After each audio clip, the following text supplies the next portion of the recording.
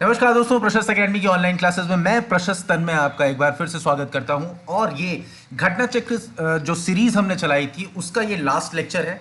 और ये थोड़ा सा लेंदी होने वाला है क्योंकि इसमें उत्तराखंड के से रिलेटेड जीके जीके स्पेशल से रिलेटेड बहुत सारी चीज़ें हमने इसमें ऐड की हैं, जैसे हिस्ट्री से लेके एग्रीकल्चर से लेके census, transportation and so many things. तो ये थोड़ा सा लेंदी होगा, सो बेयर विद मी और कोशिश करिए साथ साथ इसका नोट्स बनाते चले। मैंने बहुत कम चीज़ों को हाईलाइट किया है। 80 से 90% जो गार्बेज था उसको हटा दिया है, इसलिए आप इसको बिल्कुल पूरी एकाग्रता के साथ देखें और साथ में नोट्स बनाते चले। इसके साथ अगर मैं कहूं कि सिर्फ घटना चक्र पर्याप्त होगा आपकी तैयारी के लिए, तो नहीं, सिर्फ घटना चक्र पर्याप्त नहीं होगा। अगर आपके पास थोड़ा सा आप इधर बीच थोड़ा सा अपने टाइम को बाकी चीज़ों से हटा के, पूरे डिस्ट्रैक्शंस को हटा के पूरी तरह से अपने आप को कॉन्सेंट्रेट यहाँ पर करें एग्जाम की तैयारी में, तो आप इसके साथ घटना चक्र के साथ आपको परीक्षा वाणी के शुरुआती जो चैप्टर्स हैं कुछ, आप उनको पढ़ लीजिएगा। अगर आप वो भी नहीं करना चाहते तो एटलीस्ट परीक्षा वाणी का आप शुरुआती जो 92 पेज है यानी संक्षिप्त की, वो जरूर कर लीजिएगा। और उसके बाद एक वीडियो हमारा जो नेक्स्ट आने वाला है वो है पूरी परीक्षा वाणी का 3 साढ़े 3 घंटे में कंप्लीट रिवीजन का वीडियो, वो आप देख लीजिएगा, आपका काम हो जाएगा। ठीक है, फिलहाल चलते हैं आगे बढ़ते हैं। उत्तराखंड की कृषि विविधता पढ़ते हैं सबसे पहले। तो उत्तराखंड कृषि जलवायुगत परिस्थिति के दृष्टिकोण से निर्धारित जोन नंबर 9 और जोन 14 के तहत आता है। ठीक है, क्या है जोन 9 और जोन 14 के तहत उत्तराखंड का जो कृषि जलवायुगत परिस्थिति का दृष्टिकोण से, ये यहाँ की जो कृषि क्षेत्र है वो इसमें आते हैं, यहाँ की जो पूरी जलवायु है इसमें आती है। आगे बढ़ते हैं। अब इसमें कुछ ज़्यादा नहीं इन टेबल्स में। मध्यमाली क्षेत्र में आप याद रखिएगा रामदाना, कुट्टू, राजमा, आलू, जौ, मसाले और सुगंध पादप जो एरोमेटिक प्लांट्स है वो सारे मध्यमाली क्षेत्र में होते हैं, यानी 1500 से 2400 मीटर तक। आगे बढ़ते हैं हम लोग। जलवायु की भिन्नता के फलस्वरूप उष्ण, समशीतोष्ण और शीत कटिबंधी तीनों प्रकार के फलों की खेती यहाँ पर संभव है। तो किस तरह के फलों की खेती यहाँ संभव है? तो सभी प्रकार के उष्ण, समशीतोष्ण और शीत कटिबंधी। आगे क्या है? पर्वतीय भूभाग में कुल कृषित भूमि का मात्र 13.03% ही सिंचित है। ये सवाल पूछ चुका है, इसलिए आप इसको नोट कर सकते हैं कि पर्वतीय भूभाग में जो हमारा हिली टेरेन है उसमें टोटल जो कृषित भूमि है जहां खेती होती है उसका सिर्फ 13.03% ही सिंचित है। आगे बढ़ते हैं हम लोग, कृषि नीति देख लेते हैं 2018 की। वर्तमान में कुल 6.98 लाख हेक्टेयर कृषि के अंतर्गत है, ये नोट कर सकते हैं। टोटल 6.98 लाख हेक्टेयर कृषि के अंतर्गत है। और कृषि राज्य की अर्थव्यवस्था का प्रमुख आधार है। राज्य स्थापना के उपरांत गत 16 वर्षों में लगभग 72,000 हेक्टेयर कृषि भूमि में कमी आई है। यह कृषि नीति 2018 के सारे पार्ट्स हैं। चलिए आगे बढ़ते हैं। कुल कृषि क्षेत्र का लगभग 54% पर्वतीय कृषि के अंतर्गत आता है। तो टोटल कृषि क्षेत्र का अगर बोला जाए तो 54% पर्वतीय कृषि है। और प्रदेश की कुल कृषि भूमि जो सिंचित कृषि भूमि है उसका 13% टोटल जो है प्रदेश की कुल सिंचित कृषि भूमि का लगभग 13% ही पर्वतीय क्षेत्र में आता है। एक बार इसको फिर से पढ़ देते हैं। प्रदेश में कुल कृषि क्षेत्र का लगभग 54% पर्वतीय कृषि के अंतर्गत आता है, जबकि प्रदेश की कुल सिंचित कृषि भूमि का लगभग 13% ही पर्वतीय क्षेत्र में आता है। आगे बढ़ते हैं। पर्वतीय क्षेत्र मृदा और जलवायु की विभिन्नता के कारण कम जल ग्रहण करने वाली विभिन्न प्रकार की फसलों जैसे दालों, अच्छा ये जो फसलें हैं याद रखिएगा ये कम जल ग्रहण करती हैं। दालें, मक्का, मडुआ, सांवा, रामदाना, बेमौसमी सब्जियां, मिर्च मसाले, सगंध और औषधीय पादप, और इन सबके उत्पादन के लिए ये जो पर्वतीय क्षेत्र की मृदा है और जलवायु अपनी विविधता के कारण इन सभी प्रकार की फसलों के लिए उपयुक्त है। आगे बढ़ते हैं हम लोग। लघु और सीमांत जोतों यानी होल्डिंग्स का यहाँ सरप्लस है। जो टोटल जो होल्डिंग्स है, कुल जोते हैं उनका लगभग 91% लघु और सीमांत जोते हैं। ये सीधे पूछ देगा 91%, 92%, 93, 94, तो आप लगा के आएंगे 91%।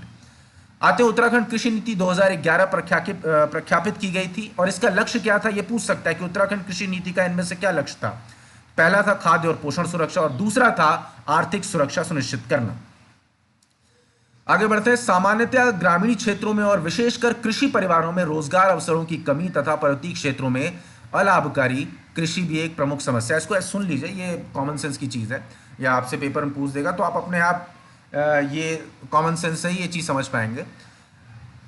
इसमें किसी विशेष ज्ञान की जरूरत नहीं। सिंचाई वैज्ञानिक तकनीकों का उपयोग, पंधारा विकास, बंजर भूमि विकास, भूमि सुधार, उत्पादों का प्रसंस्करण, मूल्य संवर्धन और विपणन इत्यादि में निवेश बढ़ाकर कृषि क्षेत्र में रोजगार अवसरों को बढ़ाने के लिए सही प्रयास किए जाने की आवश्यकता है। तो ये ओवरऑल भी इंडिया की जितनी जो कृषि है इसकी ये सामान्य समस्याएं हैं, तो आप यहाँ पर भी अप्लाई कर दें।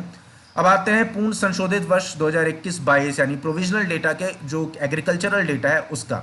अरहर में सबसे ज्यादा कौन अरहर पैदा करता है? टिहरी, अरहर टिहरी, ठीक है, हर हरी सिमिलर साउंड कर रहे हैं। उड़द में नैनीताल सबसे ऊपर है।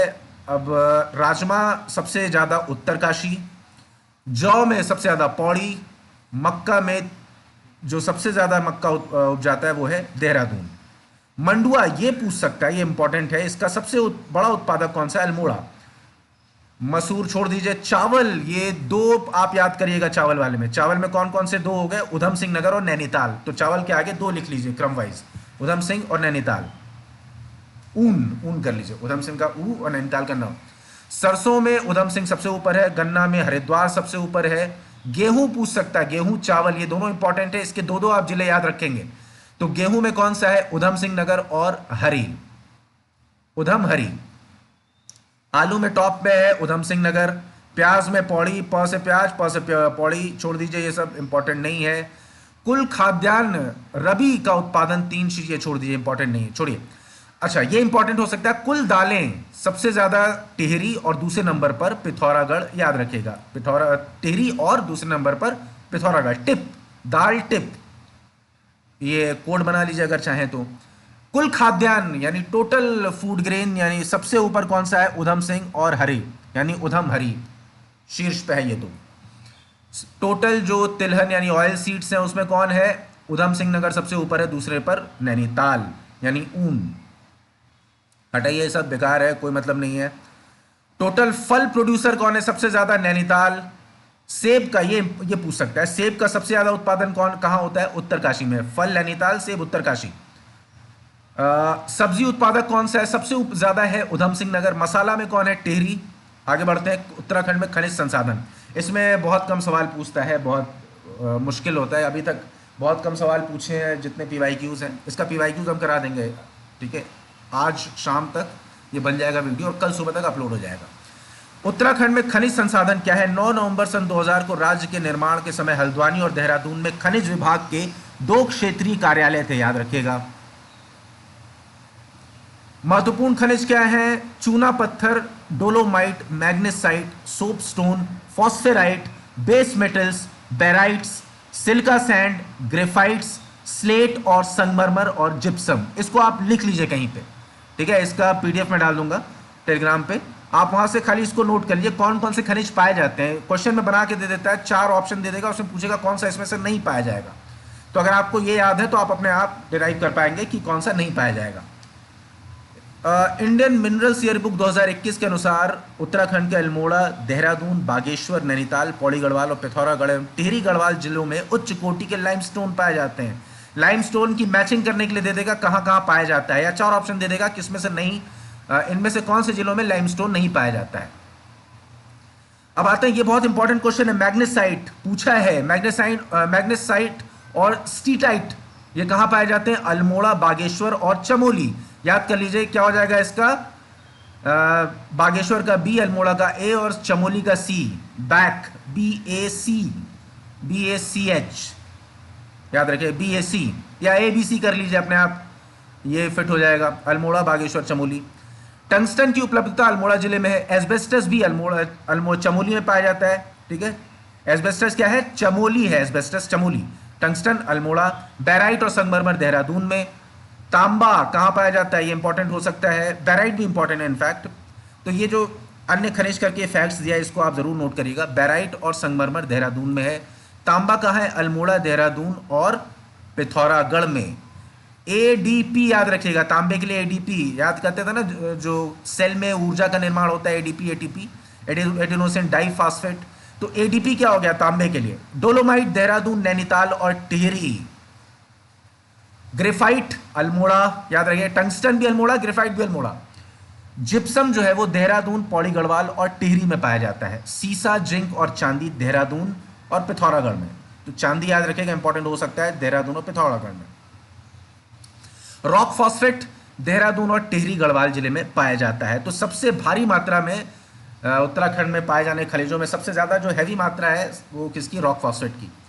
खनिज उत्पादन में आते हैं। 2020-21 के दौरान राज्य में महत्वपूर्ण खनिजों में केवल मैग्नेसाइट खनिज का उत्पादन किया गया था, याद रखिएगा मैग्नेसाइट। खनिज आधारित उद्योग, ये देखिए मैचिंग के लिए आ जाता है। केसीपी लिमिटेड कहाँ है? केसीपी हरिद्वार, याद रखिएगा। अंबुजा सीमेंट, विज्ञापन याद होगा, रुड़की हरिद्वार में है। ये रुड़की कहाँ है? हरिद्वार में पड़ता है। श्री सीमेंट कहाँ पड़ता है? रुड़की, यहाँ पे। अच्छा, सीमेंट का दोनों कहाँ पड़ता है? रुड़की में, याद रखिएगा। श्री सीमेंट लश्कर ग्राइंडिंग यूनिट जो है वो है अकबरपुर में। आगे बढ़ते हैं हम लोग। 1 अप्रैल 2020 तक प्रमुख जो खनिज भंडार है उत्तराखंड के, उसमें सबसे ज्यादा कौन सा है? रॉक फॉस्फेट है। देखिए दूसरे नंबर पे आपका पाया जाएगा आई थिंक लाइमस्टोन है। तो लाइमस्टोन, रॉक फॉस्फेट और चांदी, सॉरी चांदी नहीं, चांदी अयस्क, ये तीनों देख लीजिएगा। रॉक फॉस्फेट सबसे ज्यादा है। राज्य में पाए जाने वाले महत्वपूर्ण खनिज क्या है? लाइमस्टोन कहाँ कहाँ पाया जाता है? देहरादून, टेरी गढ़वाल और पिथौरागढ़। डोलोमाइट देहरादून, टेरी गढ़वाल, पिथौर। तो लाइमस्टोन और डोलोमाइट के सेम है जनपद। मैग्नेसाइट बागेश्वर, चमोली, पिथौरागढ़, ये हमने याद किया था थोड़ी देर पहले। बैराइट्स देहरादून, याद रखिएगा। और tungsten Almora, asbestos Chamoli. Base metals भी यहाँ पाए जाते हैं, याद रखिएगा। आगे बढ़ते हैं। उद्योग, इसमें भी ज्यादा कुछ नहीं पूछता। राज्य का पहला निवेशक सम्मेलन डेस्टिनेशन उत्तराखंड देहरादून में आयोजित किया गया। ज्यादा इंपॉर्टेंट इसमें है नहीं, जितना मैंने निशान लगाया सिर्फ उतना पढ़ लीजिएगा। टेलीग्राम पे आपको उसका पीडीएफ मिल जाएगा। देहरादून जनपद में औद्योगिक स्थान कौन से हैं? वो है फार्मा सिटी सेलाकुई में, आईटी पार्क सहस्त्रधारा रोड। अब आते हैं हरिद्वार में कौन से हैं? एकीकृत औद्योगिक आस्थान बीएचईएल हरिद्वार। तो ये क्या है? एकीकृत औद्योगिक आस्थान बीएचईएल हरिद्वार में है। फार्मा सिटी सेलाकुई हरिद्वार देहरादून में है। ये सेलाकुई देहरादून, फार्मा सिटी यहाँ पे। आईटी पार्क सहस्त्रधारा रोड, ये भी देहरादून में ही होगा ऑब्वियसली। उधम सिंह नगर एकीकृत औद्योगिक आस्थान पंतनगर, ये उधम सिंह नगर में पड़ता है। एल्डिको सिडकुल औद्योगिक आस्थान सितारगंज, उधम सिंह नगर का ये भी। सितारगंज सिडकुल फेज 2 उधम सिंह नगर। पौड़ी विकास केंद्र सिगड्डी कोटद्वार। काशीपुर उत्तराखंड में लगभग 41 एकड़ के क्षेत्र में राज्य एरोमा पॉलिसी के अंतर्गत एरोमा पार्क विकसित कर आवंटन प्रारंभ कर दिया गया है।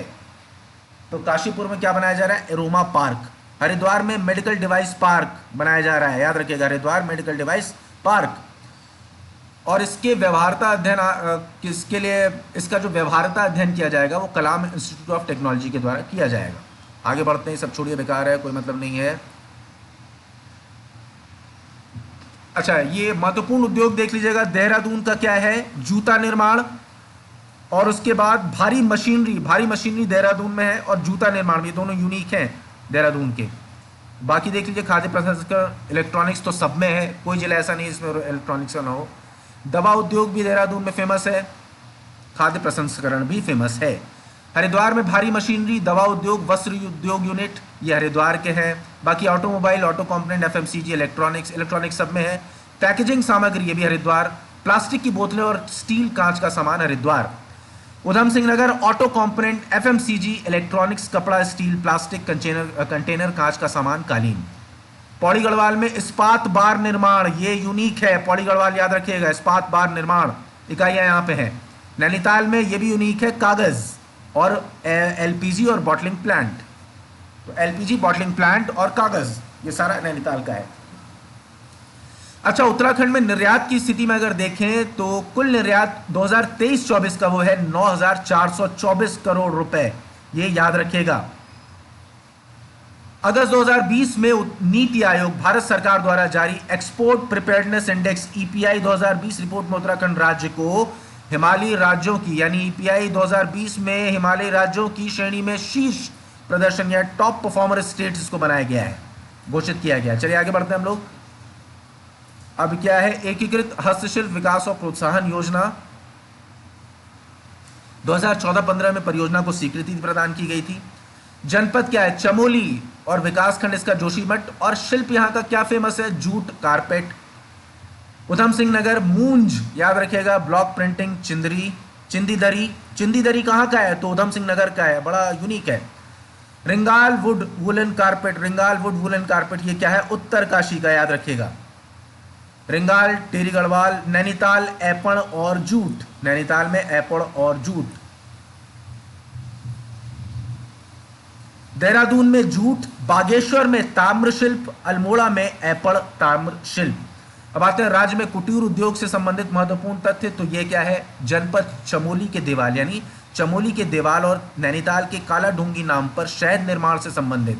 तो क्या याद रखेंगे? चमोली का देवाल और नैनीताल का काला ढूंगी, यहां पर शहद निर्माण से संबंधित ग्रोथ सेंटर की स्थापना का कार्य प्रगति पर है।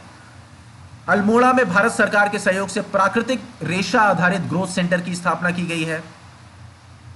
अब आते हैं उत्तराखंड ऊन योजना। उत्तराखंड खाद्य और ग्रामोद्योग बोर्ड के अधीनस्थ 4 क्षेत्रीय कार्यालय क्रमशः क्षेत्रीय अधीनस्थ अधीक्षक उद्योग ऊन अल्मोड़ा, चंबा, श्रीनगर, जसपुर में स्थापित हैं। आगे बढ़ते हैं हम लोग। हथकरघा और हस्तशिल्प क्षेत्रों में प्रदेश के जो उत्कृष्ट उत्पाद हैं, जो एक्सीलेंट प्रोडक्ट्स हैं, उनको हिमाद्री ब्रांड नेम के साथ इनकी मार्केटिंग की जा रही है। और किसके साथ टाई अप है उत्तराखंड का इसकी मार्केटिंग के लिए? अमेजॉन के साथ। आगे बढ़ते हैं। हिमाद्री, अमेजॉन और हथकरघा हस्तशिल्प क्षेत्र, इनको याद रखिएगा। दून हाट क्या, ये कहां पर है? आईटी पार्क, नाम से ही पता चल रहा है, देहरादून में है। ठीक है। माटी कला बोर्ड या माटी कला प्रशिक्षण केंद्र कहां पर है? रुड़की, याद रखिएगा, माटी रुड़की। उत्तराखंड राज्य शिल्प रत्न पुरस्कार योजना, इसके तहत 1 लाख रुपए की धनराशि दी जाती है, याद रखिएगा। और 2015-16 से इसको आरंभ किया गया है, उत्तराखंड राज्य शिल्प रत्न पुरस्कार योजना। आगे बढ़ते हैं। उत्तराखंड में जनजातियां, ये हम लोग पहले कर चुके हैं, इसको नहीं करेंगे। अभी हम लोग उत्तराखंड में परिवहन देखते हैं, इससे बहुत ज्यादा नहीं पूछता है। टोटल आप याद रखिए कि राजमार्गों की कुल संख्या टोटल यहां पर कितनी है? 3664.27 किलोमीटर। और कुल जो राजमार्ग है यहां पर टोटल 26 हैं।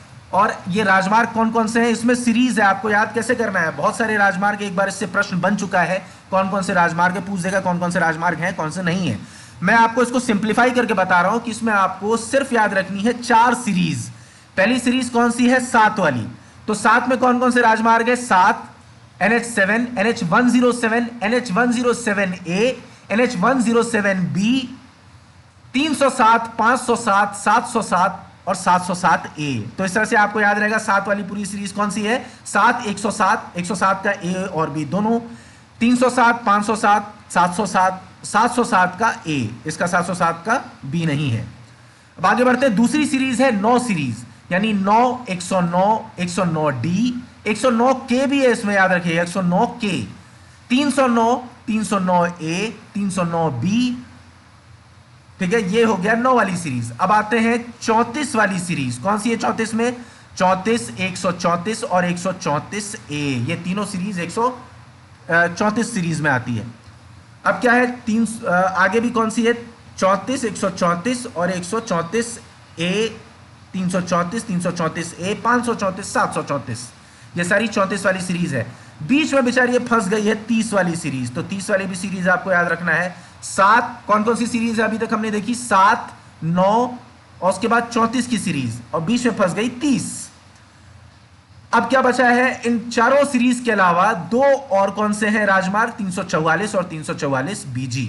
तो एक सीरीज आपकी 344 की भी हो गई।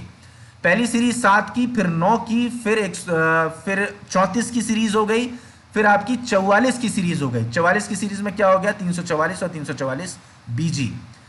इन सारी सीरीज के अलावा एक्स्ट्रा कौन सा बचता है? 731K, यानी 731K ये एक्स्ट्रा हो गया। एक्स्ट्रा कौन से 2 थे?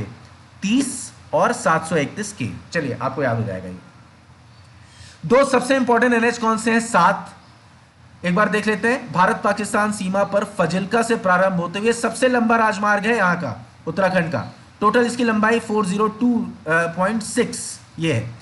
भारत पाकिस्तान सीमा पर फजिल्का से आरंभ होते हुए पंजाब, हरियाणा, हिमाचल प्रदेश और उत्तराखंड के देहरादून, ऋषिकेश, देवप्रयाग, रुद्रप्रयाग, कर्णप्रयाग के निकट चमोली, बद्रीनाथ तक माना जाता है। तो चमोली बद्रीनाथ तक जाने वाला ये कौन सा है?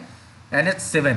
इसके बाद दूसरा जो है केदारनाथ धाम के निकट गौरीकुंड पर समाप्त होने वाला कौन सा NH है? वो NH107 है। तो ये 2 सबसे ज्यादा इंपॉर्टेंट है, बाकी उतने इंपॉर्टेंट नहीं है, छोड़िए इनको। लोक निर्माण विभाग के अंतर्गत सड़कें अगर देखी जाए तो राष्ट्रीय राजमार्ग का जो टोटल लंबाई है लोक निर्माण विभाग के अंतर्गत वो है 2094.8। प्रादेशिक राजमार्ग है वो है 5737.46 किलोमीटर। आगे बढ़ते हैं, वायु परिवहन। उत्तराखंड में 3 इंपॉर्टेंट एयरपोर्ट्स हैं। कौन से हैं? देहरादून में घरेलू एयरपोर्ट, क्या नाम है उसका? जॉलीग्रांट।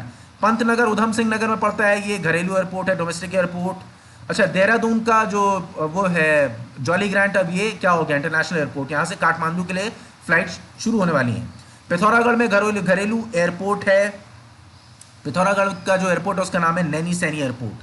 तो पंतनगर का घरेलू एयरपोर्ट क्या है? उसका नाम पंतनगर उधम सिंह नगर वाला जो एयरपोर्ट है। आगे बढ़ते हैं, उत्तरकाशी जिले में चिन्याली सौड़ हवाई पट्टी है, जिसे धरासू एयरपोर्ट, माँ गंगा एयरपोर्ट और भारकोट एयरपोर्ट के नाम से भी जाना जाता है। तो उत्तरकाशी जिले में क्या है? चिन्याली सौड़ नाम, और क्या है इसके? धरासू एयरपोर्ट, माँ गंगा एयरपोर्ट और भारकोट एयरपोर्ट।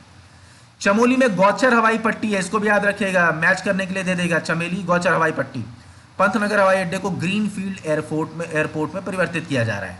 जॉलीग्रांट एयरपोर्ट के विस्तारीकरण का कार्य भी किया जा रहा है। आगे क्या है? हवाई सुविधा के विस्तारीकरण के दृष्टिकोण से चौखुटिया, जो कहां पर है? अल्मोड़ा में है। चौखुटिया अल्मोड़ा हवाई पट्टी निर्माण नवीन योजना प्रस्तावित की जा रही है। उड़ान सेवा में आते हैं। 8 फरवरी 2020 को सरकार की क्षेत्रीय संपर्क योजना उड़े देश का आम नागरिक उड़ान जो थी के तहत देहरादून के सहस्त्रधारा हेलीपैड से गौचर और चिन्याली सौड़ तक पहली बार हेलीकॉप्टर सेवाओं का प्रारंभ किया गया। तो पहली बार हेलीकॉप्टर सेवाओं का प्रारंभ किसके तहत किया गया? 8 फरवरी 2020 को उड़ान जो योजना थी उसके तहत। कहां से? गौचर और चिन्याली सौड़ तक पहली बार। सहस्त्रधारा देहरादून का जो हेलीपैड है, सहस्त्रधारा हेलीपैड, यहां से गौचर और चिन्याली सौड़ तक। चिन्याली सौड़ का है उत्तरकाशी और गौचर हो गया चमेली। चलिए आगे बढ़ते हैं हम लोग, बेकार है सब। इसके अलावा उड़ान के तहत पवन हंस लिमिटेड भी जॉली ग्रांट एयरपोर्ट देहरादून से नई टिहरी, श्रीनगर और गौचर में भी प्रचालन शुरू करने जा रही है। आगे बढ़ते हैं हम लोग। 29 जुलाई 2020 को उड़ान आरसीएस योजना के अंतर्गत उत्तराखंड में पवन हंस द्वारा, कौन सा वो कंपनी थी? पवन हंस हेलीकॉप्टर कंपनी, इसकी द्वारा यह हेलीकॉप्टर सेवा का शुभारंभ किया गया और इस सेवा से देहरादून, नई टिहरी, श्रीनगर और गौचर के बीच संपर्क सुनिश्चित होगा। आगे बढ़ते हैं, नागरिक उड्डयन छोड़िए ये सब। 5 हवाई पट्टियां कौन सी हैं और इनकी अपडेटेड जो स्टेटस है वो है चिन्याली सौड़ उत्तरकाशी, नैनी सैनी पिथौरागढ़, गौचर चमेली, पंतनगर उधम सिंह नगर, ठीक है, जॉली ग्रांट देहरादून। तो पंतनगर उधम सिंह नगर, नगर नगर दोनों में याद रखे गए। गौचर चमोली, नैनी सैनी पिथौरागढ़, चिन्याली सौड़ उत्तरकाशी। आगे बढ़ते हैं, उत्तराखंड की जल विद्युत परियोजनाएं। इसमें बहुत सारी चीजें आपको नहीं देखनी। टिहरी के बारे में आप ठीक ठाक पढ़ लीजिएगा, वो सबसे इंपॉर्टेंट, अगर पूछेगा भी तो वही से पूछेगा। जैसे 2400 मेगावाट की है, कब स्थापित, कब स्टार्ट हुई और उसका कौन से फेज में कितने मेगावाट वो जो चल रहा है काम, 3 फेज हैं, कौन कौन से हैं वो देख लीजिएगा। चलिए इसको फटाफट देख लेते हैं। जल विद्युत परियोजनाएं क्या है? पहला क्या है फैक्ट? 23 दिसंबर 1949 को स्वतंत्र भारत के प्रथम प्रधानमंत्री पंडित जवाहरलाल नेहरू ने यमुना घाटी जल विद्युत परियोजना चरण 1 के निर्माण के लिए देहरादून से 46 किलोमीटर दूर डाक पत्थर में आधारशिला रखी। किसकी? यमुना घाटी जल विद्युत परियोजना की। देहरादून से 46 किलोमीटर दूर डाक पत्थर में प्रधानमंत्री जवाहरलाल नेहरू ने। बड़ी जल विद्युत परियोजना 25 मेगावाट से अधिक। इनमें इंपॉर्टेंट कौन सी है? वो है मनेरी भाली जल विद्युत परियोजना। ये कहाँ है? उत्तरकाशी, भागीरथी नदी पर है। तो आपको अगर जल विद्युत परियोजनाएं को आपको याद रखनी, मैचिंग कर देगा। 2 ही चीजें पूछती जल विद्युत परियोजनाओं में, टिहरी को छोड़ के। टिहरी इंपॉर्टेंट है, उससे कोई भी फैक्ट पूछ सकता है। छोटी जल विद्युत परियोजनाओं में आपको नाम दे देगा जल विद्युत परियोजना का और उसके बाद आपको टिक लगाना रहेगा कौन से जिले में है और दूसरा कौन सी नदी, बस इतना ही है और कुछ आपको याद नहीं रखना है। तो एक सिंपल टेबल आगे देख लीजिएगा। रामगंगा विद्युत संयंत्र ये पौड़ी गढ़वाल के जिले में प्रसिद्ध जिम कॉर्बेट पार्क के पास स्थित रामगंगा नदी पर है। तो जिम कॉर्बेट पार्क से भी रामगंगा नदी बहती, याद है आपको। खटीमा पावर प्लांट उधम सिंह नगर के, ये उधम सिंह नगर है जिला खटीमा। आगे बढ़ते हैं हम लोग, टेबल हम लोग देख लेंगे आगे। गैलोगी पावर प्लांट देहरादून, गैलोगी देहरादून। और गैलोगी क्या था? 9 नवंबर 1912 को बिजली पैदा करने और घरों को रोशन करने वाला पहला जल विद्युत स्टेशन था। ये मसूरी में है। मसूरी का किसका पार्ट है? देहरादून का। तो गैलोगी, मसूरी, देहरादून और पहला जल विद्युत स्टेशन याद रखेगा। मोहम्मदपुर पावर प्लांट हरिद्वार, पथरी पावर प्लांट हरिद्वार, मोहम्मदपुर भी हरिद्वार और पथरी भी हरिद्वार, ये दोनों पावर प्लांट यहीं पे हरिद्वार में। उरगाम, ये इंपॉर्टेंट है, पूछ चुका है, ये कहां पर आता है? जिला चमोली के जोशीमठ तहसील में हेलोंग के पास स्थित है। तो उरगाम, हेलोंग, जोशीमठ तहसील और चमोली। टनकपुर, चंपावत। धौलीगंगा, पिथौरागढ़, याद रखिएगा। ये टेबल आप लोग देख लीजिए, एक बार मैं दोहरा देता हूं। व्यासी परियोजना का नाम है, जिला है इसका देहरादून, और नदी कौन सी है? यमुना। लखवार यमुना पे है, देहरादून नहीं। अच्छा, देहरादून से दो है आपके, व्यासी और लखवार। मैंने एक टेबल बनवाई थी, अगर आपको पुरानी याद हो, उसके ट्रिक भी आपको बताई थी कैसे कैसे उसको याद करना है, तो आप उसको वहां देख लीजिएगा। इसको मैं दोबारा नहीं दोहराने जा रहा, ये एक बार आप टेलीग्राम पे भी आप इसका पीडीएफ देख लीजिएगा। और अदरवाइज अगर आपने वहां पर ट्रिक देखा है तो आपको याद होगा ऑब्वियसली, अगर आपने इसका नोट्स बनाया है तो। टेरी हाइड्रो पावर कॉम्प्लेक्स में प्रमुख घटक कौन से हैं? टेरी बांध और हाइड्रो, तीन इसके टोटल घटक के कंपोनेंट्स कौन से हैं? 1000 मेगावाट का टेरी बांध तथा हाइड्रो पावर प्लांट, फिर कोटेश्वर हाइड्रो इलेक्ट्रिक परियोजना 400 मेगावाट की, और टेरी पंप स्टोरेज प्लांट 1000 मेगावाट का। ये 2024 में इसकी कंप्लीशन की तारीख थी।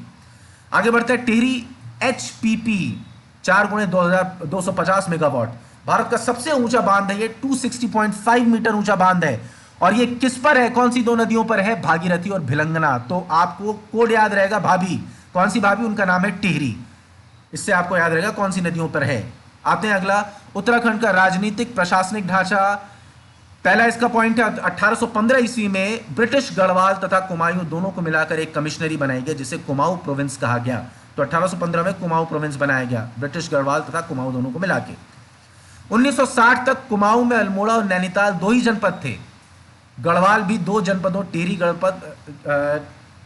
गढ़वाल और पौड़ी गढ़वाल में विभक्त था।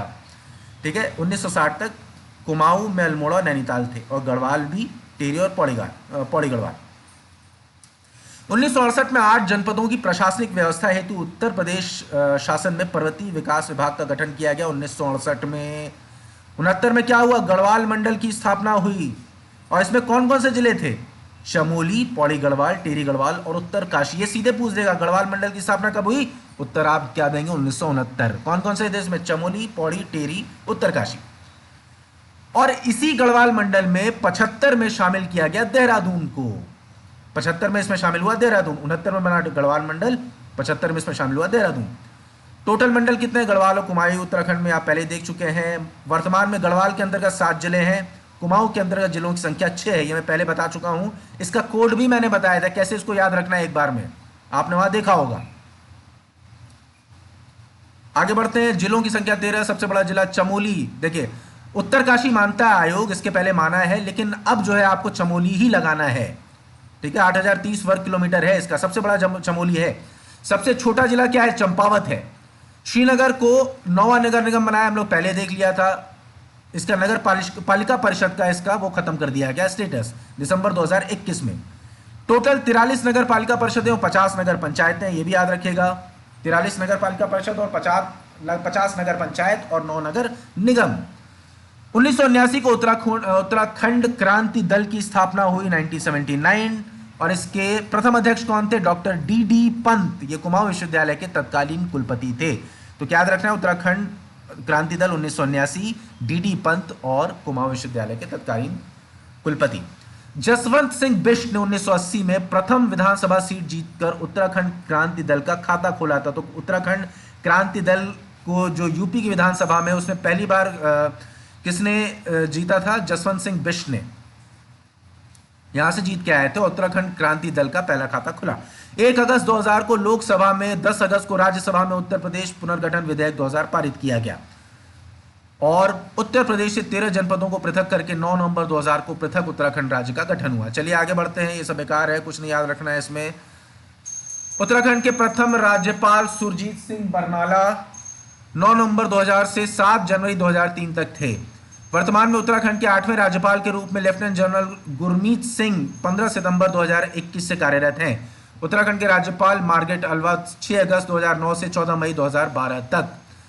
बेबी रानी मौर्य लेफ्टिनेंट जनरल गुरमीत सिंह के पहले यही थी, बेबी रानी मौर्य, याद रखेगा। ठीक है, पहली महिला कौन थी? मार्गरेट अल्वा, राज्यपाल। आगे बढ़ते हैं, उत्तराखंड के सदस्यों की संख्या आपको पता होगा 70, 5 लोकसभा सदस्य, एक सीट जो है अल्मोड़ा लोकसभा सीट 5 निर्वाचन क्षेत्रों में किसके लिए आरक्षित है? अनुसूचित जाति के लिए। और प्रदेश की विधानसभा में 2 सीट कौन सी अनुसूचित जनजाति के लिए? वो है नालकमत्ता और चक्राता। चलिए, तो और लोकसभा में कौन सी निर्वाचित सॉरी आरक्षित सीट है अनुसूचित जाति के लिए? वो है अल्मोड़ा। अच्छा, 5 सीटें कौन कौन सी है ये लिख लीजिए। अल्मोड़ा, पौड़ी गढ़वाल, अल्मोड़ा, हरिद्वार, नैनीताल और टिहरी गढ़वाल, ये सीट्स हैं, 5 लोकसभा सीट्स। राज्यसभा में उत्तराखंड राज्य से 3 सदस्य प्रतिनिधित्व करते हैं। टोटल यहां से 3 सीट राज्यसभा की, 5 लोकसभा की। प्रथम मुख्यमंत्री कौन थे? भाजपा के नित्यानंद स्वामी, ठीक है। और अंतरिम मुख्यमंत्री थे पहले ये। राज्य के गठन के समय केंद्र में श्री अटल बिहारी वाजपेयी के नेतृत्व वाली राष्ट्रीय जनतांत्रिक गठबंधन की सरकार थी। प्रथम राज्यपाल सुरजीत सिंह बरनाला थे। वर्तमान में मुख्यमंत्री पुष्कर सिंह धामी है। 23 मार्च 2022 को मुख्यमंत्री के पद से अपने दूसरे कार्यकाल हेतु उन्होंने पुनः शपथ ग्रहण की है। उत्तराखंड के मुख्यमंत्री पहले कौन थे? नित्यानंद स्वामी। फिर Bhagat Singh Koshyari, Narayan Dutt Tiwari, major general BC Khanduri और डॉक्टर रमेश पोखरियाल निशंक। उसके बाद ये एक बार क्रम आप देख लीजिएगा। हरीश रावत, उसके बाद Nityanand Swami, Bhagat Singh Koshyari, Narayan Dutt Tiwari, major general BC Khanduri, doctor Ramesh Pokhriyal Nishank, और उसके बाद विजय बहुगुणा, फिर हरीश रावत। इसका कोई कोड आप बना लें, त्रिवेंद्र सिंह रावत, तीरथ सिंह रावत और पुष्कर सिंह धामी। तो ये आप याद रखिएगा। तो इस तरह आपने उत्तराखंड के मुख्यमंत्रियों की लिस्ट आपने देख ली। सबसे पहले कौन थे? नित्यानंद स्वामी, और दूसरे ये भी इंटरिम गवर्नमेंट के थे, और भगत सिंह कोश्यारी भी इंटरिम गवर्नमेंट के चीफ मिनिस्टर थे। तो इस तरह से नित्यानंद स्वामी और भगत सिंह कोश्यारी दोनों अंतरिम सरकार के थे, लेकिन पहला जो निर्वाचित जो मुख्यमंत्री थे हमारे, वो नारायण दत्त तिवारी जी थे। इसी तरह से आपको विधानसभा अध्यक्ष अगर पूछे तो पहले कौन थे इंटरिम गवर्नमेंट के? प्रकाश पंत। लेकिन निर्वाचित गवर्नमेंट के विधानसभा अध्यक्ष कौन थे? वो थे यशपाल आर्य। चलिए आगे बढ़ते हैं हम लोग। ये सारे आपने इंपॉर्टेंट फैक्ट देख लिए। अच्छा, आगे दिया हुआ है उत्तराखंड विधानसभा के प्रथम अध्यक्ष श्री प्रकाश पंत थे, जबकि वर्तमान श्रीमती ऋतु खंडूरी भूषण हैं। फिलहाल कौन है? ऋतु खंडूरी भूषण। और उत्तराखंड की पहली महिला विधानसभा अध्यक्ष हैं ये। आगे बढ़ते हैं। उत्तराखंड राज्य का राज्य पुष्प ब्रह्म कमल है, और इसका वैज्ञानिक नाम क्या है? सोसूरिया ऑवलेटा। उत्तराखंड में 24 प्रजातियां, और पूरे विश्व में इसकी लगभग मेरे ख्याल से 210 हैं। ये 410 थोड़ा गलत दिया है, एक बार चेक कर लीजिएगा उसको। महाभारत में वन पर्व में इसे सौगंधिक पुष्प की संज्ञा दी गई है, और स्थानीय भाषा में इसे कौल पद्म कहते हैं। ये सब तो आपने अभी तक रट लिया होगा, क्योंकि बड़ा बेसिक फैक्ट है। राज्य पक्षी मोनाल है, और इसका वैज्ञानिक नाम क्या है? लोफोफोरस इम्पीजेनस। अपनी सुंदरता के कारण हिमालय मयूर तथा हिमालयी पक्षियों का सिरमौर भी कहा जाता है। स्थानीय भाषा में इसे क्या कहते हैं? मयाल और मुनाल। मयाल, मुनाल, मुनाल एक ही चीज है। वैज्ञानिक नाम याद कर लीजिए, लोफोफोरस इम्पीजेनस। और ऊपर ब्रह्म कमल, इससे हमेशा पूछता है। उत्तराखंड में 24 प्रजातियां हैं इसकी। कौल पद्म और सौगंधिक पुष्प महाभारत में कहा गया है, और स्थानीय भाषा में कौल पद्म। आगे बढ़ते हैं। उत्तराखंड का राज्य पशु क्या है? कस्तूरी मृग। अच्छा, मोनाल जो है वो नेपाल और हिमाचल प्रदेश का भी राज्य पक्षी है, याद रखिएगा, नेपाल और हिमाचल प्रदेश का। और इसका प्रिय आहार क्या है? आलू। याद रखिएगा, नेपाल, हिमाचल प्रदेश और आलू। राज्य पशु कौन सा है? कस्तूरी मृग यानी हिमालयन मस्क डियर। वैज्ञानिक नाम क्या है? मॉस्कस काइरोगास्टर पूछ सकता है, मॉस्कस काइसोगास्टर। बुरांश उत्तराखंड का राजकीय वृक्ष है, इसका वैज्ञानिक नाम क्या है? Rhododendron arboreum. इसका वैज्ञानिक नाम क्या है? Rhododendron arboreum. स्थायी राजधानी के उत्तराखंड की स्थायी राजधानी के राज्य सरकार द्वारा 1 सदस्यीय दीक्षित आयोग का गठन किया गया, और इस राज्य की अस्थायी राजधानी जो है, टेम्पररी जो कैपिटल है, वो देहरादून है, जबकि प्रस्तावित राजधानी गैरसैंण कहां पर है? चमोली में। उत्तराखंड राज्य के सृजन के समय 11वें वित्त आयोग ने इसे विशेष वर्ग के राज्य का दर्जा 1 अप्रैल 2001 को प्रदान किया था।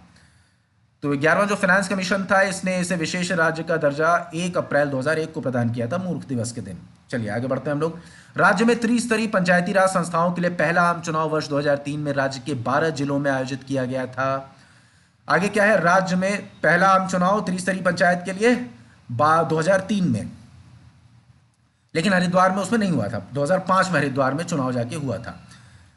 राज्य में पंचायती राज संस्थाओं का कामकाज उत्तराखंड पंचायती राज अधिनियम 2016 द्वारा होता है, द्वारा शासित है, एडमिनिस्टर किया जाता है। वर्तमान में उत्तराखंड राज्य के निर्वाचन आयुक्त कौन है? चंद्रशेखर भट्ट। इसको एक बार आप चेक कर लीजिएगा।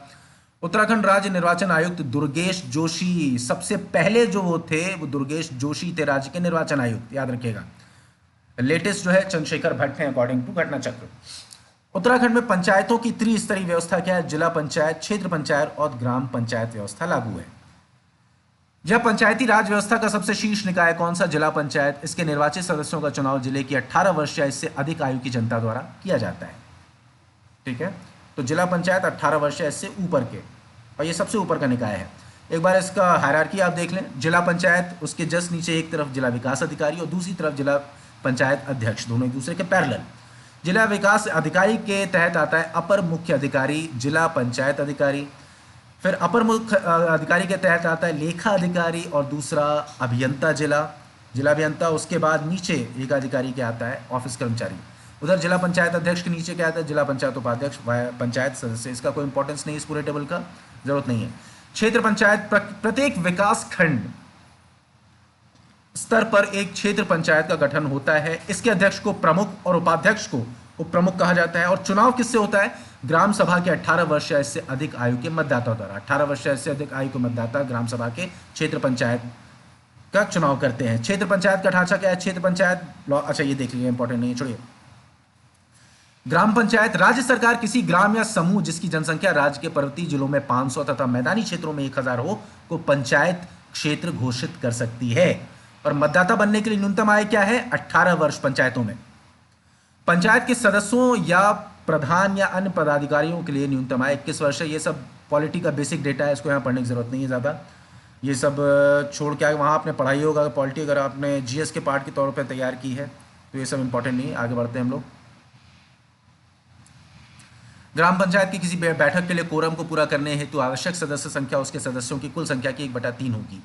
ये सब हाईलाइटेड पार्ट देखना भी तो आप अपने पीडीएफ में देख लीजिएगा, टेलीग्राम में मैं जो दूंगा। ग्राम सभा की बैठक, उत्तराखंड पंचायती राज अधिनियम 2016, तो याद रखिएगा 2016 पूछ देगा कौन से ईयर में हुआ था ये अधिनियम पारित। 2016 का है पंचायती राज का अधिनियम। इसकी धारा 3 इंपॉर्टेंट है। ग्राम सभा के सदस्यता, संगठन, कृत्य तथा बैठकों आदि से संबंधित इसमें प्रावधान है। धारा 3 में ग्राम सभा से रिलेटेड प्रावधान है पंचायती राज अधिनियम 2013-16 की। आगे बढ़ते हैं। प्रत्येक ग्राम सभा की प्रति वर्ष त्रैमासिक आधार पर कुल 4 सामान्य बैठकें होंगी। क्वार्टरली इसकी मीटिंग होती है, याद रखिएगा। क्वार्टरली है तो ऑब्वियसली 4 बैठक होंगी। प्रधान उप प्रधान के विरुद्ध अविश्वास का प्रस्ताव, ये किसमें दिया हुआ? उत्तराखंड पंचायती राज अधिनियम 2016 की धारा 18 में प्रधान उप प्रधान के विरुद्ध अविश्वास का प्रस्ताव, इससे रिलेटेड प्रावधान किए गए हैं। अच्छा, प्रधान के विरुद्ध अविश्वास प्रस्ताव ग्राम सभा के सदस्यों की कुल संख्या की 1/4 से अधिक सदस्यों द्वारा हस्ताक्षरित लिखित नोटिस पर हस्ताक्षर करने वाले कम से कम 5 सदस्यों द्वारा व्यक्तिगत रूप से जिला पंचायत राज अधिकारी को प्रस्तुत किया जाएगा। जबकि उप प्रधान के विरुद्ध जो अविश्वास प्रस्ताव लाया जाता है वो निर्वाचित सदस्यों द्वारा लाया जाता है, क्योंकि उप प्रधान का जो चुनाव होता है वो ग्राम सभा के निर्वाचित सदस्य ही करते हैं। आगे बढ़ते हैं हम लोग, और ये छोड़िए, इंपॉर्टेंट नहीं है। आगे है नगर निकाय प्रणाली। नगर निगम में 1 मेयर, 1 उप मेयर और 3 प्रकार के सभासद होते हैं। सभासदों में 3 प्रकार के सभासद होते हैं: निर्वाचित, मनोनीत और पदेन। 9 नवंबर 2000 को विभाजन के बाद उत्तराखंड उच्च न्यायालय की स्थापना उसी दिन नैनीताल में हुई।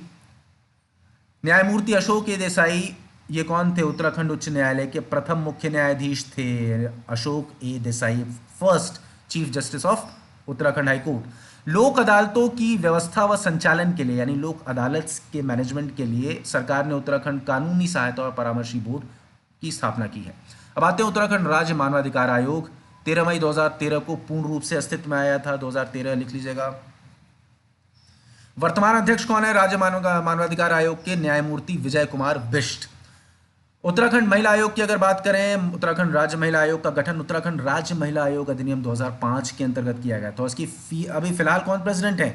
कुसुम कंडवाल। कुसुम कंडवाल उत्तराखंड महिला आयोग जो कि बना था 2005 में इसका अधिनियम। राज्य वित्त आयोग, इसको छोड़िए, राज्य वित्त आयोग। आगे बढ़ते हैं हम लोग। उत्तराखंड सरकार द्वारा वर्ष 2019 में 5वें वित्त आयोग का गठन किया गया। 2019 में राज्य वित्त आयोग का गठन 2019 के 5वें में हुआ। ठीक है। 5th state finance commission was established in 2019। Uttarakhand के 5वें राज्य वित्त आयोग, इसके अध्यक्ष कौन से हैं? इंद्र कुमार पांडे। तो फाइनेंस कमीशन 5वां, उसके अध्यक्ष कौन से हैं? इंद्र कुमार पांडे, याद रखिएगा। आगे बढ़ते हैं। उत्तराखंड निर्वाचन। लोकसभा की 5 सीटें, एक सीट अनुसूचित जाति हेतु आरक्षित है। और लोकसभा क्षेत्र अल्मोड़ा के अजय टमटा, पौड़ी गढ़वाल के तीरथ सिंह रावत, नैनीताल के अजय भट्ट और हरिद्वार के रमेश पोखरियाल निशंक, टिहरी गढ़वाल के माला राज्य लक्ष्मी शाह। ठीक है, अनुसूचित जाति हेतु आरक्षित कौन सा है? अल्मोड़ा, ये हमने ऊपर भी पढ़ा था। विधानसभा 70 सीटें, 13 सीटें अनुसूचित जाति के लिए। 70 सीटें आपको याद है विधानसभा की, 5 सीटें आपकी लोकसभा की हैं, 13 सीटें आपकी अनुसूचित जाति के लिए आरक्षित हैं, किसमें? विधानसभा में। और 2 सीटें अनुसूचित जनजाति के लिए आरक्षित हैं। ठीक है, ये भी विधानसभा में है। 2022 के चुनाव में भारतीय जनता पार्टी को 47 सीटें मिली थी, पूछ सकता है ये। आगे बढ़िए। श्री पुष्कर सिंह धामी मुख्यमंत्री हैं। चंपावत इनका निर्वाचन क्षेत्र है, याद रखेगा, ये पूछ सकता है कौन सा निर्वाचन क्षेत्र है? चंपावत विधानसभा का क्षेत्र है, चंपावत, वहां से निर्वाचित होते हैं विधानसभा के सदस्य के रूप में और मुख्यमंत्री की शपथ उन्होंने ली। ये बहुत सारे विभाग हैं, टोटल इनकी 29 पोर्टफोलियो में 29 इनके विभाग हैं all in all. Shri Premchandra Agrawal, इसके बाद सबसे इंपॉर्टेंट है श्री प्रेमचंद्र अग्रवाल, जो हमारे वित्त मंत्री भी हैं राज्य के। इसके बाद गणेश जोशी को देख लीजिएगा, कृषि, याद रख लीजिएगा। वन विभाग के कौन है? श्री सुबोध उनियाल। चलिए आगे आते हैं। अब ये बहुत इंपॉर्टेंट है, उत्तराखंड के प्रमुख स्थल, यहां से सवाल जरूर बनता है। लक्ष्मण झूला सभी को पता है, ऋषिकेश में है। ठीक है, ऋषिकेश चंद्रभागा और गंगा नदी के संगम पर बसा हुआ है। ऋषिकेश किसके नदी के संगम पर है? चंद्रभागा और गंगा नदी के संगम पर। और ये कई बार पूछ चुका है, ये बहुत इंपॉर्टेंट है सवाल कि पुराणों में इस स्थान का नाम उल्लेख कुब्जाम्रक नाम से हुआ है, ऋषिकेश का उल्लेख, इसको नोट कर लीजिए, आ रहा है इस बार। लाखा मंडल क्या है? देहरादून जनपद में है, जौनसार बावर क्षेत्र में है। और यहां पर पांडवों को मारने की रणनीति के लिए लाक्षागृह का निर्माण किया गया था कौरवों द्वारा, ये आप पहले भी पढ़ चुके हैं। लाखा मंडल मोदार और यमुना नदी के संगम पर बसा हुआ है, यमुना और मोदार। चलिए आगे बढ़ते हैं। भरत मंदिर ऋषिकेश में है ये भरत मंदिर, और यहीं पर भरत जी ने तपस्या की थी। आगे क्या है? पंचकेदार। पंचकेदार में कौन कौन से आते हैं? केदारनाथ, या ये रुद्रप्रयाग में है, पता है आपको, सभी को पता होगा। मंदाकिनी नदी के तट पर है और 12 ज्योतिर्लिंगों में से एक है केदारनाथ। और पौराणिक मान्यताओं के अनुसार तुंगनाथ में शिव जी की भुजा, रुद्रनाथ में मुख, मदमहेश्वर में नाभि और कल्पेश्वर में जटा आदि की पूजा अर्चना की जाती है। और केदारनाथ में शिवलिंग की पूजा का विधान है। तो ये आप कहीं पर नोट कर लीजिए, ऐसे वो लिख के अलग से नोट्स में, कि रुद्रनाथ डैश मुख, मदमहेश्वर नाभि, तुंगनाथ शिव की भुजा, और इस तरह से नोट कर लीजिए, बहुत इंपॉर्टेंट है, मैचिंग में आ सकता है। मदमहेश्वर क्या है? ये रुद्रप्रयाग जनपद में है और मदमहेश्वर शिव की प्रणय स्थली माना जाता है। यहां पर क्या है? उनकी नाभि की पूजा होती है। मदमहेश्वर रुद्रप्रयाग और नाभि की पूजा प्रणय स्थली, याद रखिएगा। तुंगनाथ रुद्रप्रयाग में है, तुंगनाथ रुद्रप्रयाग, और अधिक ऊंचाई पर होने के कारण इसे तुंगनाथ कहा गया है। और यहीं से कुछ दूरी पर रावण पर्वत श्रृंखला भी है।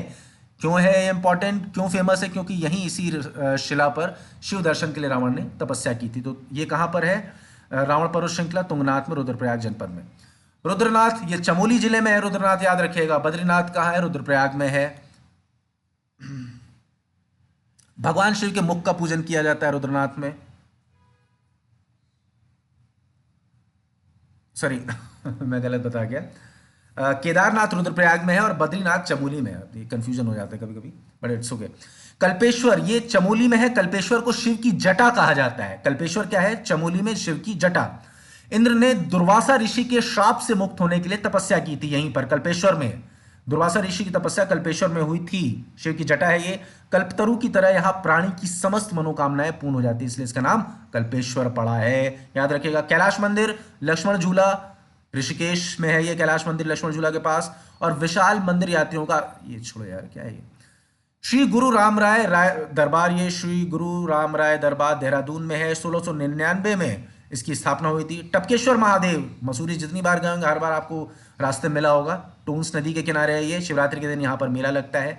त्रिवेणी घाट, सरस्वती नदी प्रयाण त्रिवेणी की भांति अदृश्य रूप में गंगा यमुना से मिलती है। त्रिवेणी घाट पर ये सरस्वती नदी मिलती है यहाँ पर गंगा यमुना से, बिल्कुल प्रयाग की तरह, याद रखेगा। त्रिवेणी घाट। तपोवन रायपुर ऋषिकेश रोड पर तपोवन स्थित है। एक तपोवन आपका जो टिहरी वाला है, आई थिंक वहां पर लक्ष्मण जी ने तपस्या की थी, जबकि यहाँ जो ऋषिकेश वाला है तपोवन, यहाँ पर भगवान राम ने तपस्या की थी, क्योंकि उन्होंने रावण का वध किया था, तो ब्रह्म हत्या से बाहर आने के लिए उन्होंने ब्रह्म हत्या का जो एक तरह से पाप माना जाता है, तो उससे बाहर आने के लिए तपस्या की थी। लक्ष्मण सिद्धपीठ, ये देहरादून से लगभग 12 किलोमीटर की दूरी पर स्थित है, और लक्ष्मण सिद्धपीठ ऋषि दत्तात्रेय के 84 सिद्धपीठों में से एक है, याद रखिएगा।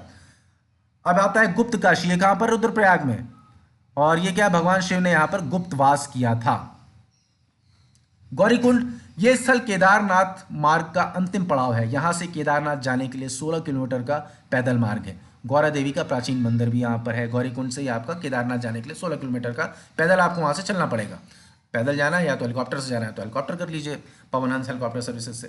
खैर, इस तप्त कुंड में, यहाँ पर एक तप्त कुंड है, गौरी तप्त कुंड। इसमें पार्वती जी ने प्रथम बार स्नान किया था ऋतुमती होने पर।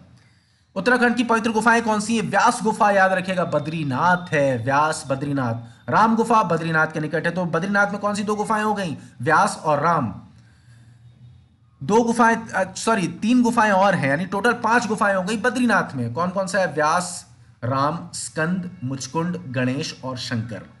ये 5 गुफाएं हैं, व्यास, राम, स्कंद, मुचकुंड, गणेश और शंकर। शंकर गुफा, सॉरी शंकर गुफा को याद मत रखिए, भूल जाइए। शंकर गुफा जो है वो कहां पर है? देवप्रयाग में। देवप्रयाग कहां पड़ता है? टिहरी में। तो शंकर गुफा देवप्रयाग टिहरी में है। गोरखनाथ गुफा भक्त्याना, ये कहां पड़ता है? श्रीनगर पौड़ी में। वशिष्ठ गुफा ऋषिकेश के समीप है। हनुमान गुफा गिरसा यानी हरिद्वार में है। भरत गुफा गिरसा में। ये सब छोड़ दीजिए, बेकार है ये।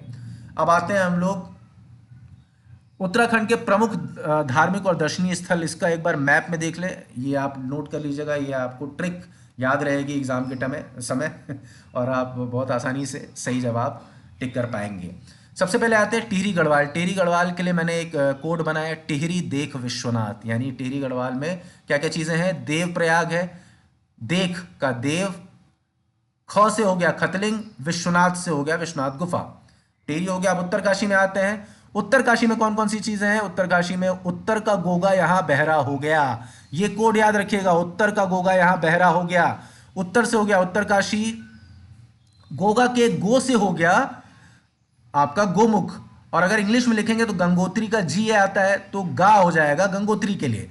गोगा से हो गया गोमुख और गंगोत्री।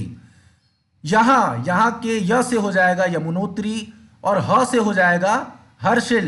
हर्षिल में क्या आता है? एच ए स्पेलिंग में आता है, तो यहां YAHA, यहां में य से हो जाएगा यमुनोत्री, ह से हर्षिल। बहरा, ब से हो जाएगा बाड़ाहाट, और हरा के हो जाएगा हर की दून। तो इस तरह से हो गया गंगोत्री, यमुनोत्री, गोमुख, हर्षिल, बाड़ाहाट, हर की दून। इस तरह से उत्तरकाशी का आपको याद हो गया।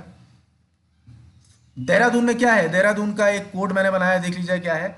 देहरादून के ऋषि गौतम को मसूरी में भाला चलाने की लत लगी।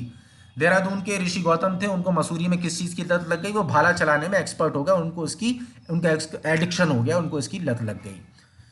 अब आते हैं देहरादून से क्या हो गया? देहरादून आपको याद आएगा, इसमें क्या क्या चीजें हैं? देहरादून के ऋषि गौतम, ऋषि से आपका हो गया ऋषिकेश, गौतम से आपका हो गया गौतम कुंड, मसूरी से आपका हो गया मसूरी, भाला के भा से हो गया भागीरथी, ला से हो गया, ल से हो गया लक्ष्मण झूला, और चलाना आप छोड़िए, साइलेंट है, कीच साइलेंट है, लत के ल से हो गया लक्ष्मण झूला, और सॉरी भाला के ला से था लाखा मंडल, ठीक है, याद रखिएगा। लत के ल से है लक्ष्मण झूला, और त से है आपका तपोवन, ठीक है। इस तरह से आपका देहरादून हो गया। अब आते हैं हरिद्वार में क्या क्या जगह है। हरिद्वार के लिए कोड है, भीम की गाय कुशा हंस के सज गई। भीम की गाय का नाम था कुशा, और वो सजने से पहले, उसने साज सज्जा करने से पहले वो हंसने लगी।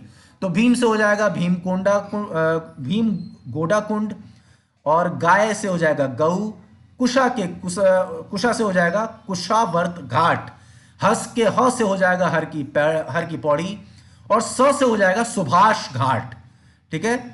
सज के स से हो गया सप्तऋषि आश्रम, और सज जय से हो जाएगा जयराम। तो इस तरह से आप इसको लिख लीजिए। पौड़ी में क्या क्या चीजें हैं, इसके लिए कोड है मंगरी पौड़ी ज्वालपा, या पौड़ी मंगरी ज्वालपा। पौड़ी पहले रख लीजिए, इससे याद आ जाएगा पौड़ी में क्या क्या चीजें हैं। तो पौड़ी मंगरी ज्वालपा, या पौड़ी में मुंगेरी लाल ने ज्वाला के दर्शन किए, ज्वाला देवी के, इस तरह से कर लीजिए। तो पौड़ी में क्या हो जाएगा भादो की मंगरी। दोनों मंगरी कहां पर है पौड़ी में? भीमी की मंगरी, और फिर तीसरा है मां ज्वालपा देवी मंदिर। बागेश्वर में आते हैं। बागेश्वर में क्या है? बाग में कपि। आप याद रखिएगा, बाग में कपी, कत्यूर घाटी, पिंडारी ग्लेशियर। चमोली के नाना कवि की जॉब, चमोली कवि ये देखो ये कोड है, मैं क्या पढ़ने लगा। कर्णप्रयाग, नंदप्रयाग, विष्णुप्रयाग, बद्रीनाथ, जोशीमठ, नंदा देवी शिखर, ये सब किसमें है? चमोली में। इसके लिए मैंने कोड बनाया है, चमोली के नाना कवि की जॉब, यानी चमोली से आपका हो गया, चमेली से हो गया आपका चमोली, कवि के ए से हो गया आपका कर्णप्रयाग, वी आई से हो गया आपका विष्णुप्रयाग, ना एन ए से आपका हो गया नंदप्रयाग, एन ए से दोबारा हो गया नंदा देवी शिखर। बस इस तरह से आपके सारी चीजें याद हो गई। पिथौरागढ़, पिथौरागढ़ में मिलाम ग्लेशियर है, तो याद रखिए कोड पम्मी, पम्मी से प से पिथौरागढ़, मी से हो गया मिलाम। बागेश्वर में हो गया बाग में कपी, कत्यूर घाटी, पिंडारी। ये सारी हमने कोड्स के जरिए देख लिए। पंचप्रयाग, विष्णुप्रयाग, नंदप्रयाग, कर्णप्रयाग, ये पता ही आपको कौन कौन से आते हैं। विष्णुप्रयाग अलकनंदा और धौलीगंगा के संगम पर है, नारद मुनि ने भगवान विष्णु की यहां पर पूजा की थी। नंदप्रयाग क्या है? अलकनंदा और मंदाकिनी नदियों के संगम पर है। कर्णप्रयाग क्या है? अलकनंदा और पिंडर नदियों के संगम पर। इस स्थल पर कर्ण ने पार्वती का आश्रय लेकर सूर्य की आराधना की थी। सूर्य ने कर्ण को अभेद्य कवच भी यहीं पर प्रदान किया था, कर्णप्रयाग में। रुद्रप्रयाग क्या है? अलकनंदा का मंदाकिनी से संगम यहां पर होता है। मैंने इसका कोड भी आपको बताया था सारा, एक बार देख लीजिएगा, वहां पर पांचों प्रयाग के कोड बताए थे, मार, पाग, बाद, नान, दाव। देवप्रयाग अलकनंदा और भागीरथी। ओंकारेश्वर मंदिर ऊखी पीठ, इस स्थल पर बाणासुर की पुत्री उषा का विवाह हुआ था। शीतकाल में जब केदारनाथ और मदमहेश्वर के पट बंद हो जाते हैं तो केदारनाथ और मदमहेश्वर की मूर्ति और डोली यहीं लाई जाती है तथा इसी मंदिर में पूजा अर्चना होती है। आगे बढ़ते हैं। उत्तराखंड में स्थित पवित्र कुंड कौन से हैं? तप्त और सूर्य, दोनों बद्रीनाथ में है, तप्त और सूर्य कुंड। ब्रह्म कुंड कहाँ है? यमुनोत्री में है। गौरी कुंड कहाँ है? गौरी कुंड के पास केदारनाथ। भौरी अमोला गौरी कुंड के पास है, ये भी। आगे बढ़ते हैं हम लोग। रुद्रप्रयाग में क्या है? त्रिजुगी नारायण, ये सोनप्रयाग से लगभग 14 किलोमीटर दूरी पर स्थित है और यहां पर शिव और पार्वती का विवाह संपन्न हुआ था। पूछ देगा शिव और पार्वती का विवाह इसमें से किस तीर्थ स्थल पर संपन्न हुआ? तो उसका नाम है त्रिजुगी नारायण, रुद्रप्रयाग का। वासुकी ताल रुद्रप्रयाग में है। पंचबद्री, वृद्ध योग भविष्य आदि बद्री, ये कोड है, याद रखिएगा पंचबद्री के लिए, वृद्ध योग भविष्य आदि बद्री। सभी चमोली जनपद में है ये सारे के सारे पंचबद्री। बद्री विशाल क्यों है इंपॉर्टेंट? व्यास जी ने इसी स्थल पर महाभारत की रचना की थी। दूसरा, आदि बद्री, वो स्थल जहां शंकराचार्य ने हिंदू धर्म के प्रचार प्रसार के लिए सर्वप्रथम मंदिर निर्माण की स्वीकृति दी। भविष्य बद्री क्या है? यह कहा जाता है कि कलयुग में जब जय और विजय नामक पर्वतों के ढह जाने से बद्रीनाथ बंद हो जाएगा, तब बद्रीनाथ की पूजा यहीं होने लगेगी, जिस कारण इसे भविष्य बद्री के नाम से जाना जाता है। योग बद्री, ये नारायण का मंदिर है जिसमें भगवान विष्णु की ध्यान अवस्थित प्रतिमा दर्शनीय है। इसी स्थल से युधिष्ठिर ने राजा परीक्षित को राजपाट सौंपकर हिमालय की यात्रा आरंभ की। वृद्ध बद्री कहाँ है? जोशीमठ क्षेत्र में पड़ता है। हिमालय खंड, कश्मीर अमरनाथ, नेपाल पशुपतिनाथ, गढ़वाल केदारनाथ, हिमाचल बैजनाथ, पूर्वांचल जागेश्वर। पांचवा धाम कहा जाता है जागेश्वर को। अब मेरा लैपटॉप जो है ये बंद होने वाला है, फिलहाल मैं यहीं पे इसको रोकता हूँ। नेक्स्ट लाइट चली गई, इसलिए नेक्स्ट वीडियो में इसको कंटिन्यू करते हैं यहाँ से।